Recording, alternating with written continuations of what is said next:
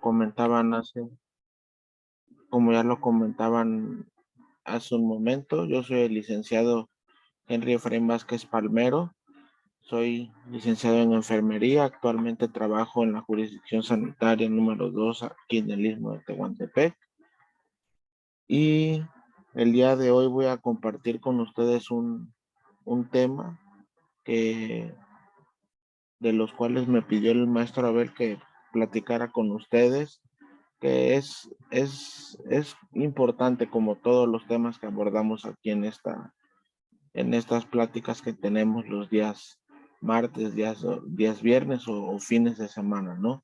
El día de hoy voy a platicar con ustedes acerca de la salmonelosis. Salmonelosis hemos escuchado todos nosotros esa enfermedad. Hemos escuchado muchas de las veces que hay una enfermedad diarreica y te dicen, es una salmonelosis. Y muchas veces lo atribuimos a ese agente causal, ¿no? Pero realmente debemos de tener bien definidos cuáles son las características de esta enfermedad para saber si realmente se trata de una salmonela o no. Y vamos a hablar de cómo impacta en nuestro país, ¿no? Porque no solamente afecta al mundo entero, ¿no? Sino que también a nuestro país, ¿no? Entonces, hablando de la salmonelosis en un panorama general, hablamos de que la salmonelosis es una de las enfermedades de transmisión alimentaria que es considerable. De transmisión alimentaria, ¿por qué razón? Porque a través de la ingesta de alimentos es como se va a transmitir. La Organización Mundial de la Salud menciona que cada año aproximadamente 1 de cada 10 personas contrae la enfermedad y se pierden 33 millones de años de vida sana. Las enfermedades de transmisión alimentaria pueden ser graves, en especial cuando afectan a los niños pequeños, es el grupo más susceptible. Los alimentos insalubres, es decir, alimentos contaminados, son la causa más común de las enfermedades diarreicas. Cada año enferman 550 millones de personas, de las cuales 220 millones son niños menores de 5 años. Y la salmonela es una de las 4 causas principales de enfermedades diarreicas a nivel mundial. Entonces, ¿qué quiere decir? Que de todas las enfermedades diarreicas que se presentan en el mundo, la salmonela está considerada dentro de las 4 principales causas, ¿no? Entonces, ese es como un panorama general de la enfermedad.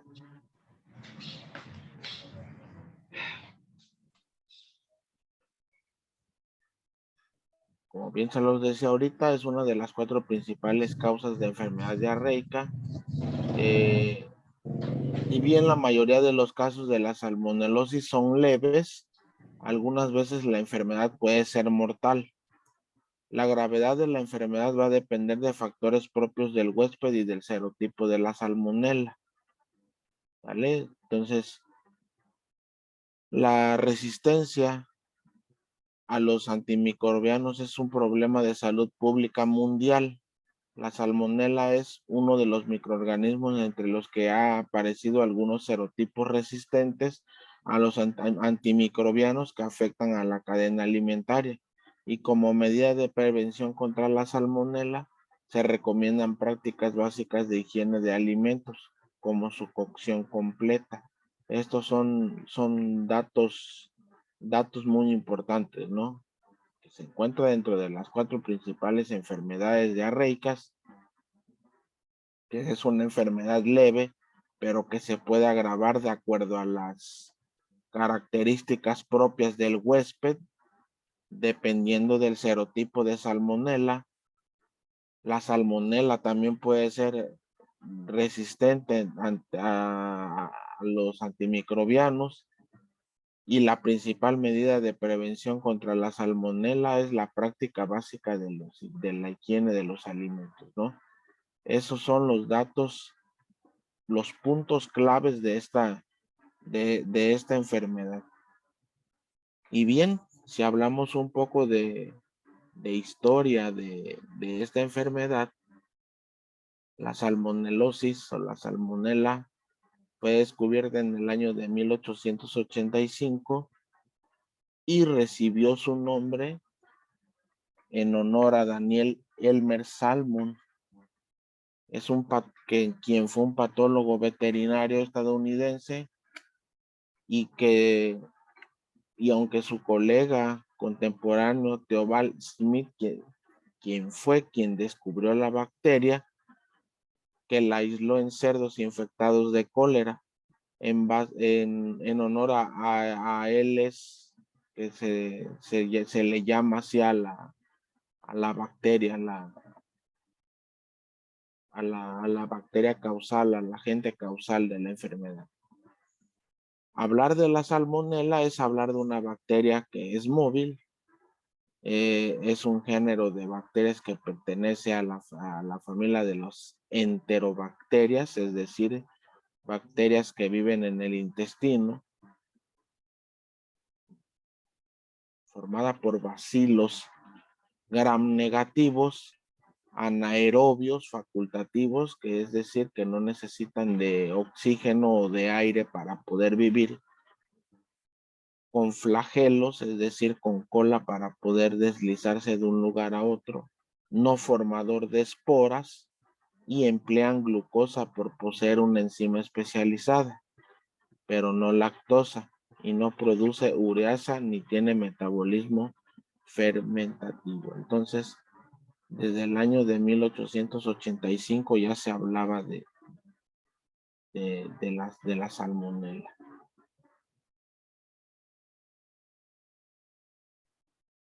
Bien, la salmonelosis pues, es una enfermedad infecciosa del hombre y de los animales, es decir, una enfermedad zoonótica que está causada por una bacteria del género Salmonella que comúnmente se manifiesta por enterocolitis aguda, con la aparición repentina de cefalea, dolor abdominal, diarrea, náuseas y a veces vómito.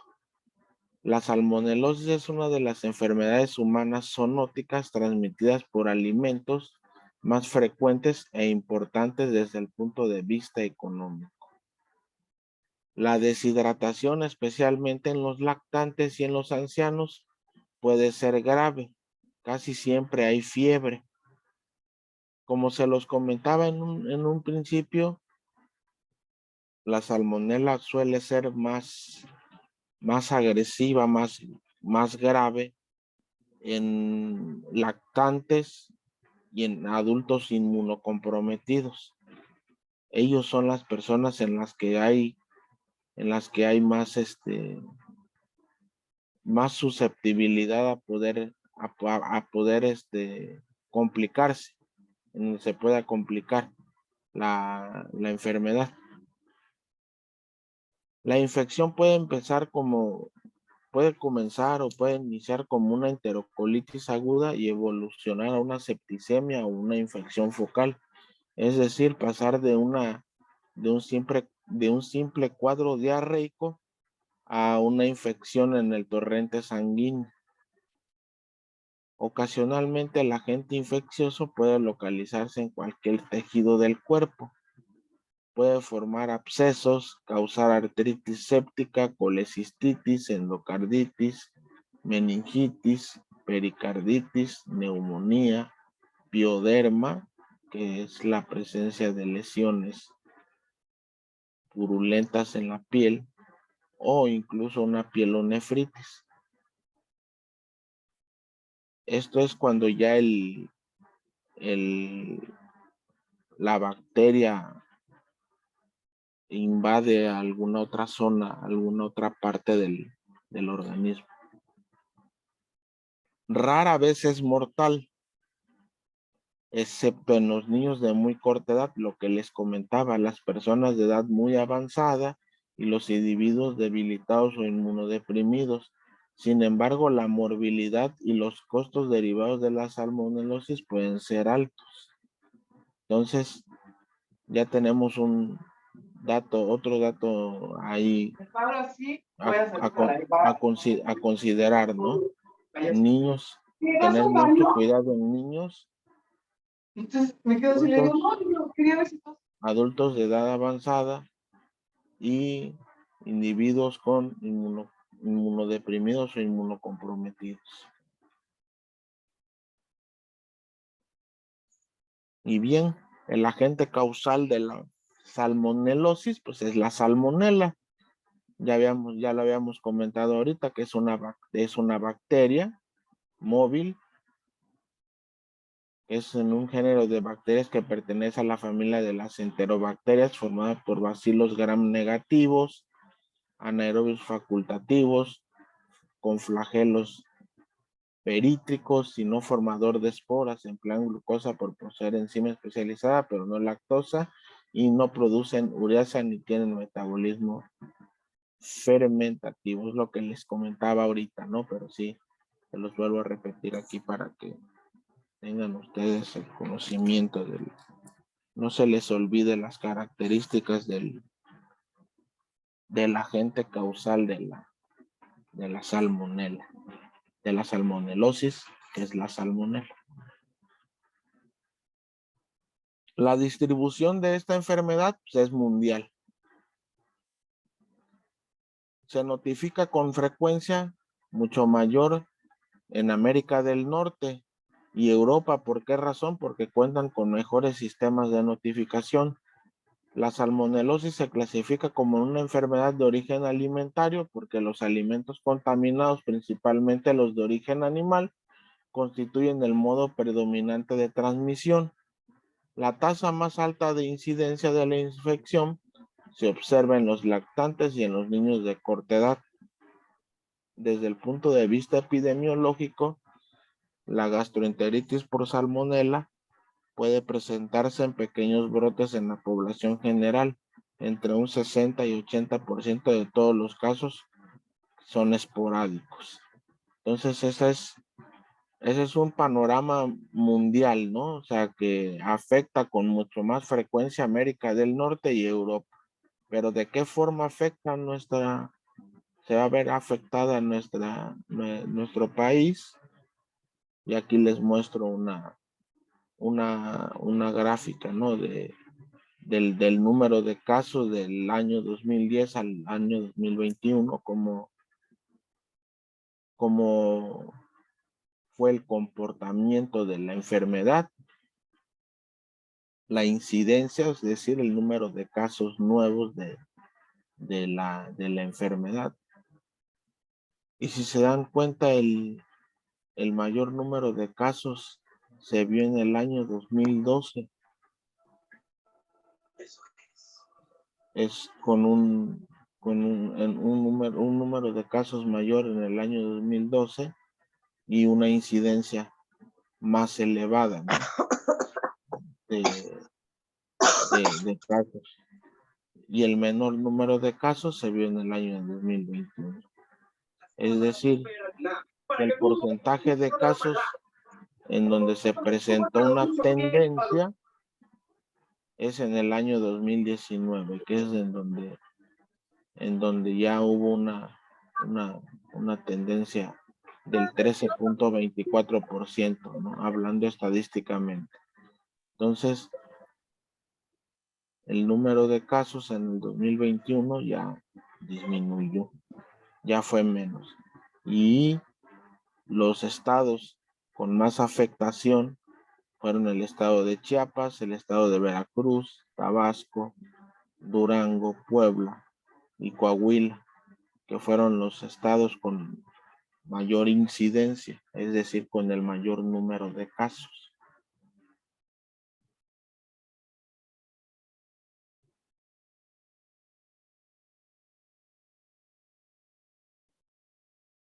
El reservorio del agente causal es decir, en donde vive la bacteria, pues son a los animales domésticos y silvestres, entre ellos aves de corral, el ganado porcino y el ganado bovino. Es muy marcado, ¿no? Las especies en las cuales se reserva o vive más el agente causal de la enfermedad. ¿Y cómo se hace el modo de transmisión? El modo de transmisión es por la ingestión de los microorganismos en un alimento derivado de animales infectados o contaminado por las heces de un animal o persona infectado. Esto incluye huevos crudos o mal cocidos y sus derivados. Esta es la principal causa de la principal causa de la transmisión de la enfermedad. La leche cruda y sus derivados también es una de las causas. El agua, la ingesta de agua contaminada también. La ingesta de carne y sus derivados contaminados, aves de corral y productos avícolas. Entonces, si se dan cuenta, esto mayormente pues ocurre en las granjas, ¿no? Es ahí donde puede haber más casos, ¿no? Pero no quiere decir que por el hecho de que vivas en ciudad no puedas contaminar, no puedas contraer la enfermedad. Si tú no cocinas bien tus alimentos, si no le das un manejo higiénico, si no te lavas las manos, si no desinfectas frutas, verduras, hortalizas, también que vamos a verlo más adelante, también es una de las formas en las cuales te vas a adquirir la enfermedad, no vas a contagiarte. El periodo de incubación de la enfermedad. Los síntomas de la enfermedad comienzan a manifestarse entre las 6 y 72 horas, generalmente de 12 a 36, después de la ingesta de la salmonela, y la enfermedad dura entre 2 y 7 días. Ese es el periodo de incubación de la enfermedad. ¿Cómo se diagnostica esta enfermedad? Cuando llega un paciente con nosotros a urgencias, a la consulta, por lo regular llegan con un cuadro diarreico, ¿no? Pero no sabemos qué lo causó. O sea, tenemos el supuesto de que ingirió algún producto contaminado, algún alimento mal preparado, pero en sí no sabemos muy bien por qué razón o qué lo causó. Entonces hay pocas características clínicas que sean específicas de la gastroenteritis por salmonela y que permitan diferenciarla de otras causas bacterianas de diarrea. ¿Por qué razón? Porque comparten la misma sintomatología, ¿no? El diagnóstico definitivo se basa en la correlación clínica, el cultivo y la identificación de la salmonela en las heces u otros líquidos corporales. De esta forma es como se hace el diagnóstico. En los niños, el coprocultivo posee un mayor rendimiento que el cultivo de los exudados rectales. El diagnóstico se basa en la demostración del microorganismo, ya sea por métodos bacteriológicos convencionales o por técnicas moleculares. Pero si te preguntan el diagnóstico de la enfermedad para que tú diagnostiques y realmente digas, se trata de una salmonela confirmada, debe de ser a través de un coprocultivo. Ese es el método diagnóstico empleado para detectar la salmonela.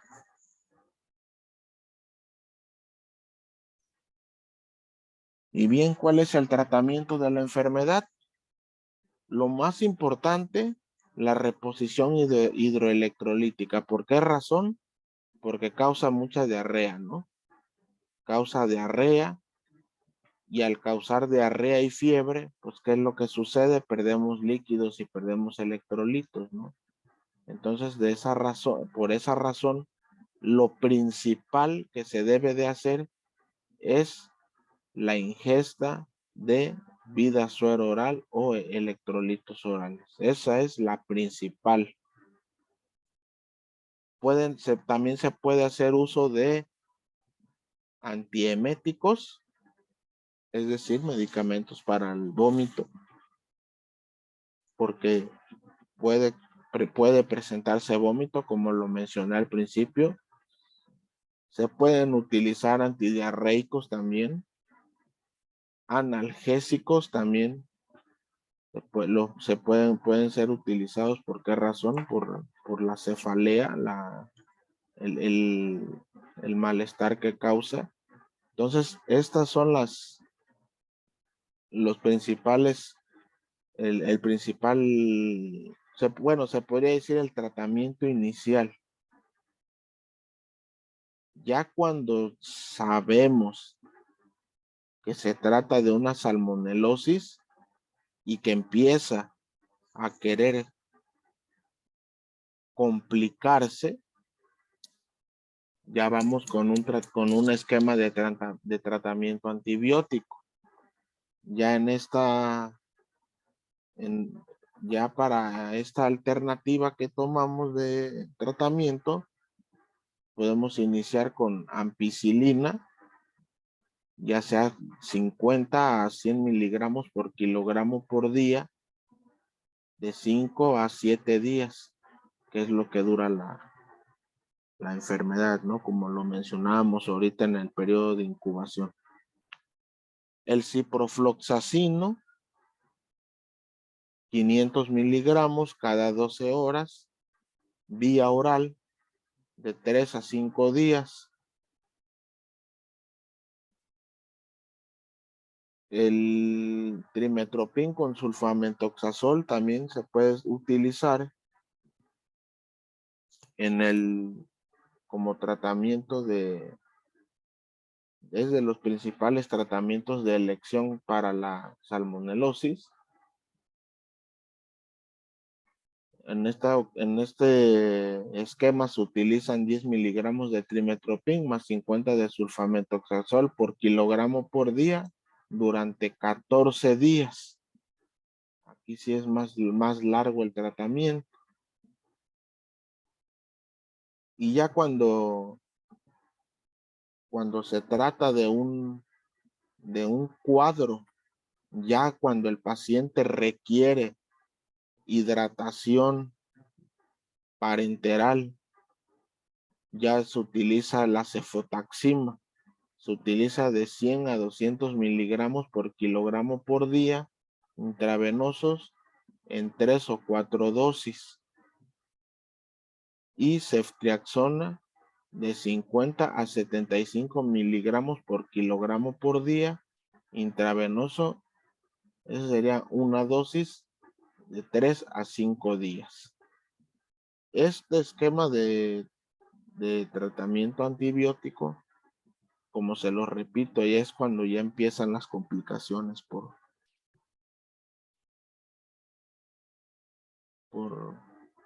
la salmonela. Cuando ya hay, ya empieza a haber deshidratación, ya empieza a haber un nivel de deshidratación, empieza a haber signos de una septicemia, ya cuando ya empieza a evolucionar de una forma que ya es alarmante, ¿no? Entonces, ese es el tratamiento, pero si no, el paciente todavía no requiere hospitalización,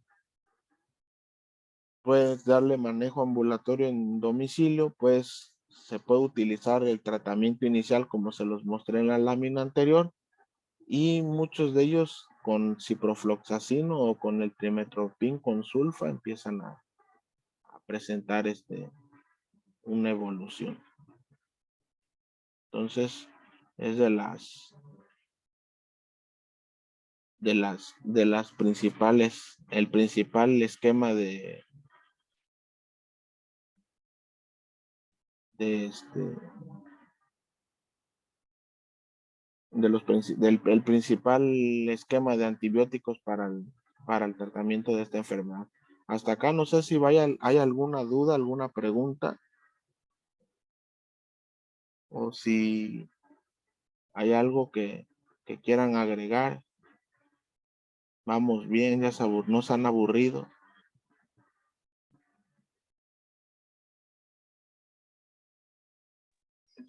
De mi parte, la información está clara. Todo bien, profesor. Gracias.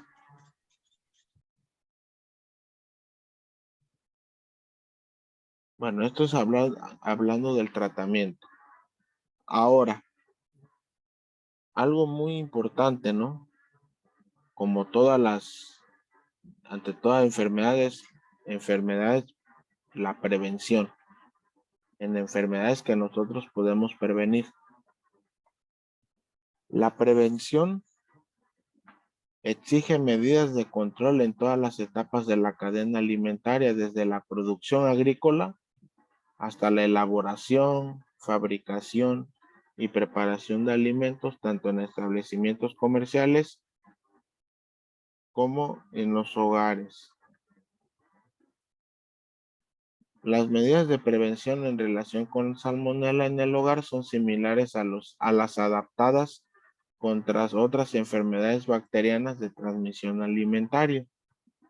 Es preciso supervisar atentamente el contacto entre lactantes, niños pequeños y mascotas, como perros, gatos y tortugas que pueden transmitir salmonela.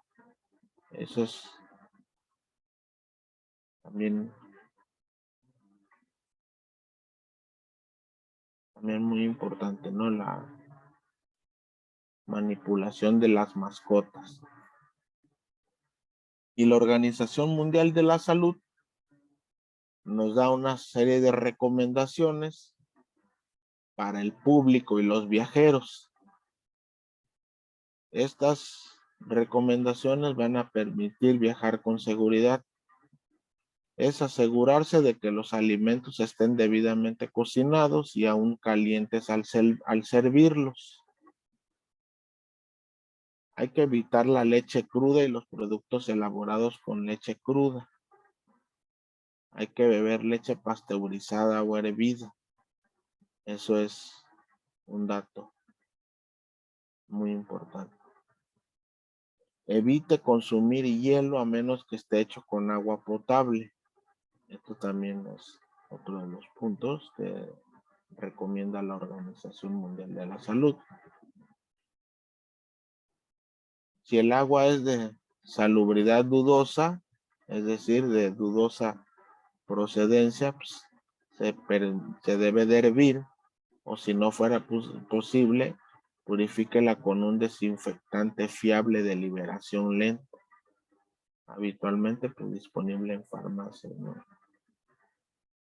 Lávese a fondo y frecuentemente las manos con jabón, en particular después de haber tenido contacto con mascotas o animales de granja o haber utilizado el inodoro. El lavado de manos creo que ya constituye una de las prácticas que más realizamos, ¿no? Actualmente para prevenir enfermedades y sabemos que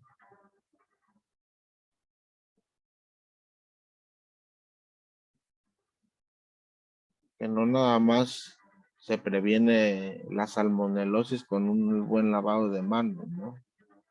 También se previenen otras enfermedades. Una de ellas, pues, es el famoso COVID, ¿no? Que nos mantuvo en pandemia. Entonces, no nada más el COVID se previene por el lavado de manos, sino también la salmonelosis y todas las enfermedades diarreicas, ¿no? Es una de las principales prácticas que tenemos que utilizar. Menciona acá antes de haber utilizado al haber utilizado el inodoro, pero pues como ya sabemos, el lavado de manos debe de ser frecuente, ¿no? Antes, después, antes de comer, después de ir al baño, antes de ir al baño, al tener contacto con algún fomite, también hay momentos, ¿no? Incluso hay 5 momentos, eso lo manejamos mucho en el hospital, los 5 momentos para lavarse las manos, ¿no? Que ya todos ustedes se lo saben, no lo voy a repetir porque ya muchos de ustedes trabajan en hospitales, ya lo conocen, pero constituye un acto muy importante para evitar muchas enfermedades, no nada más la salmonelosis. Lavar cuidadosamente las frutas y hortalizas, especialmente si las consume crudas. De ser posible, las hortalizas y las frutas se deberían de pelar, es decir, quitarles la cáscara. Esa es una de las recomendaciones para el público y para los viajeros.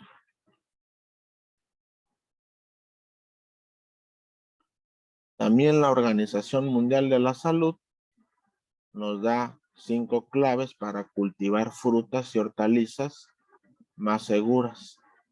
Y estas son: practicar una buena higiene personal, proteger los campos de la contaminación fecal por animales, utilizar residuos fecales tratados, es decir, lo que conocemos como abono, evaluar y gestionar los riesgos del agua de riego y mantener limpios y secos los equipos de cosecha y las instalaciones de almacenamiento. Eso también constituye una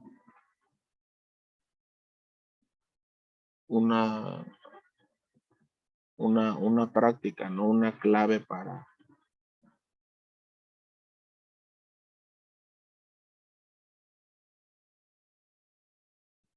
cultivar frutas y hortalizas. Y también nos menciona 5 claves para una mayor inocuidad de los productos de acuicultura con objeto de proteger la salud pública, es decir, del agua. Hablamos de hortalizas, de frutas y hortalizas, y también hablamos de agua. Es mantener una buena higiene personal, limpiar el estanque, también es una de las principales. Gestionar la calidad del agua, también es una de las principales. Cuidar la salud de los peces y utilizar equipo de captura y recipientes limpios. Esto también es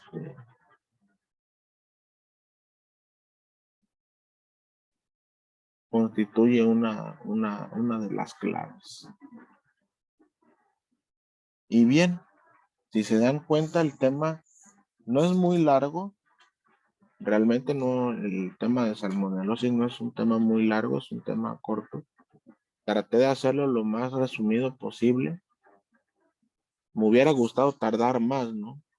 En el desarrollo del tema, pero saqué los elementos básicos,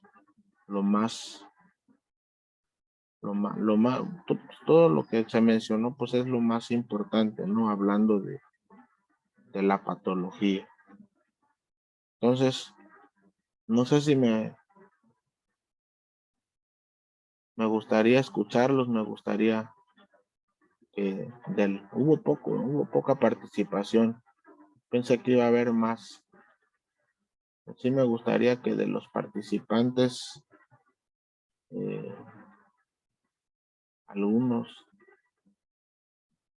me comentaran qué tal les pareció el tema. Sí, Profesor, una pregunta. ¿Por sí, qué hay dígame. personas que, bueno, o sea, la incubación o el tiempo que se lleva son de 5, dijo días, más o menos, 5 a 7? Hay personas que se recuperan hasta en 15 días. Es diferente, ¿verdad? Lo que usted estaba mencionando. Ujú, Ok. sí, Y por ejemplo, hay muchos, bueno, hay muchos productos como para desinfectar verduras, frutas y eso. Y por ejemplo, ajá, el huevo, aunque se supone que por ley ya tiene que venir lavado, pues vemos que hay huevo que viene muy sucio. Pero sí. también la porosidad del cascarón, pues a mí me da como el pendiente lavarlo con jabón y eso, ¿qué es lo más recomendable? Bueno, en el caso del huevo, como usted lo comenta, en las recomendaciones que nos piden, que nos hacen, es la cocción del alimento. Mientras el producto esté bien cocinado, esté bien cocido, con eso es más que suficiente. ¿Por qué razón? Porque la, la bacteria ante cierta temperatura, pues deja de ser de causar daño, ¿no? Se muere. Perjudicial. Ujú. Ujú. Entonces, Pero en esta parte sí, es un la huevo, cocción. Ujú, un huevo tibio, por ejemplo, a lo mejor no es suficiente. O sea, en el caso de un sobrinito mío de 7 años que le dio leucemia, la ujú, recomendación que le hicieron fue huevo muy cocido, o sea, bien cocido. Y bueno, entonces yo me quedé pensando en el huevo tibio, ¿no? Que no lleva tanto tiempo. Y sobre todo pues la lavada que le digo, yo creo que, no sé, el penetrar el jabón en el cascarón también, pues bueno, no sé, ya no puede ser ya no muy saludable. Entonces ya de plano tendría que ser un huevo frito, o sea, un huevo ujú. revuelto, porque un estrellado también luego no lleva toda la cocción completa o volteado, ¿no? No sé, bueno, es ya así como muy coloquial lo que le estoy preguntando, pero es una inquietud. Sí, sí, de hecho eso es de las principales de los principales modos de transmisión es mencionan al huevo y sí, en realidad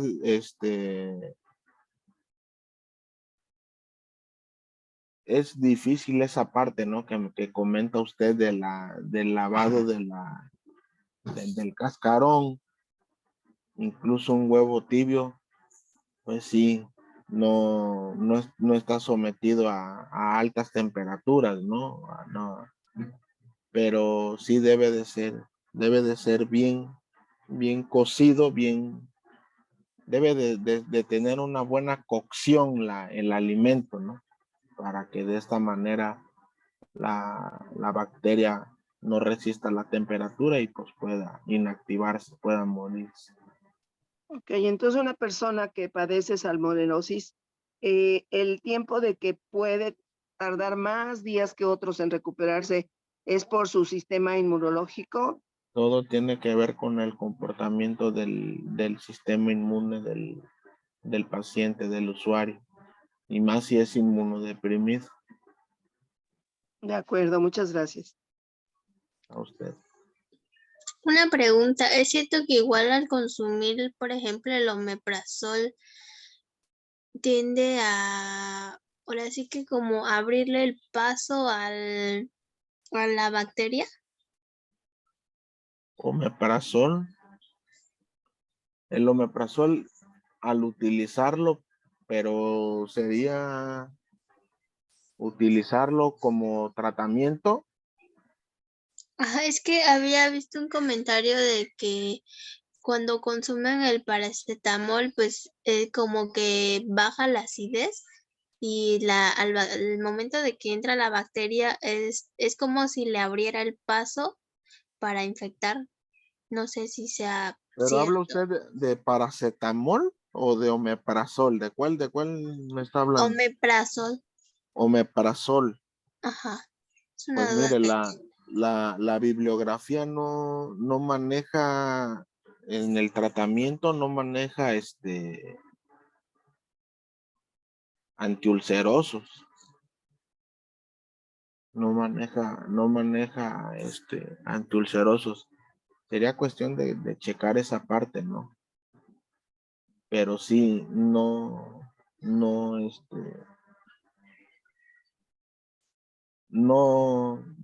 creo que lo haga. ¿Por qué razón? Porque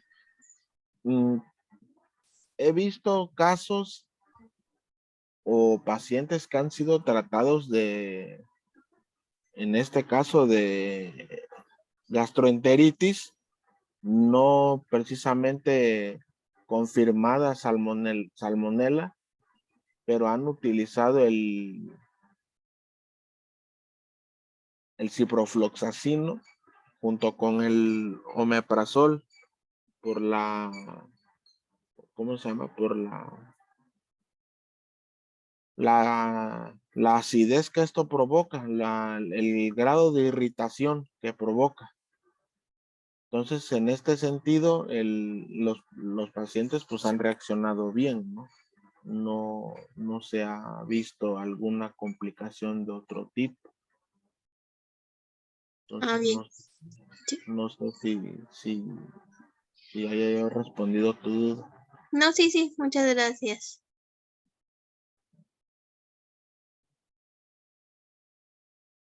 ¿Alguien más que tenga alguna otra pregunta? ¿Algo que quieran agregar?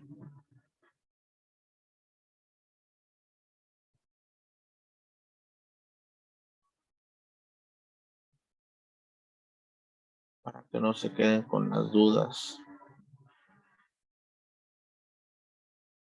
¿Todo quedó claro? ¿Todo fue entendible? ¿O hubo alguna parte donde no?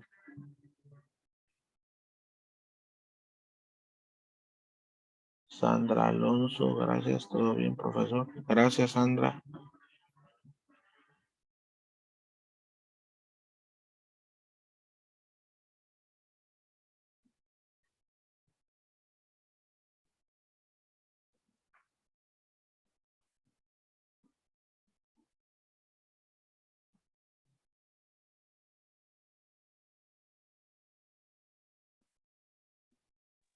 ¿Alguna otra duda, comentario, compañeros?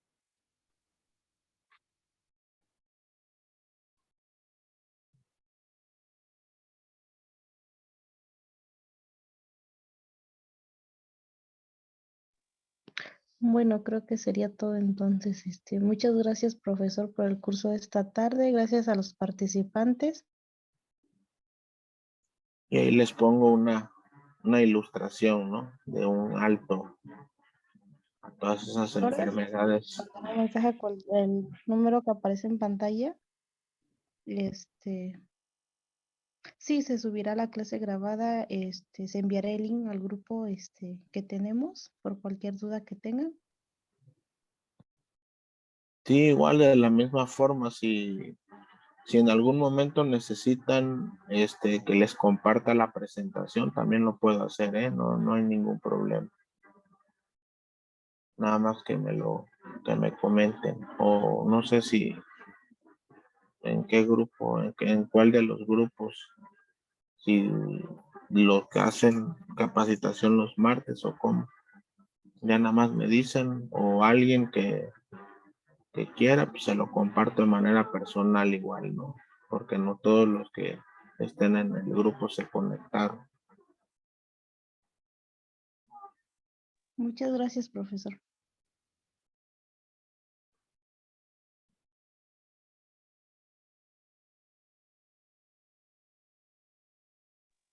Gracias, enfermero. Si lo puede compartir, por favor. Gracias. Claro que sí, creo que es Adela, ¿verdad? Adela, te envió la presentación. Sí, gracias. Gracias, profesor. Me lo pueden mandar a mí y yo se los comparto a los compañeros por cualquier duda que tengan, o igual lo agregamos al grupo por cualquier cosa. Sí, Gracias a creo todos. que ya me acabaste de enviar un mensaje, ¿no? Ahí en el número que me enviaste, ahí te comparto la presentación si gustas. Y ya lo Ok. comparto. Entonces, ¿Vale? muchas gracias y damos por finalizado el tema de esta tarde. Los invitamos a nuestro próximo curso el viernes de la semana que viene y gracias a todos. Hasta luego. Muchas gracias por la clase. Gracias. Hasta luego.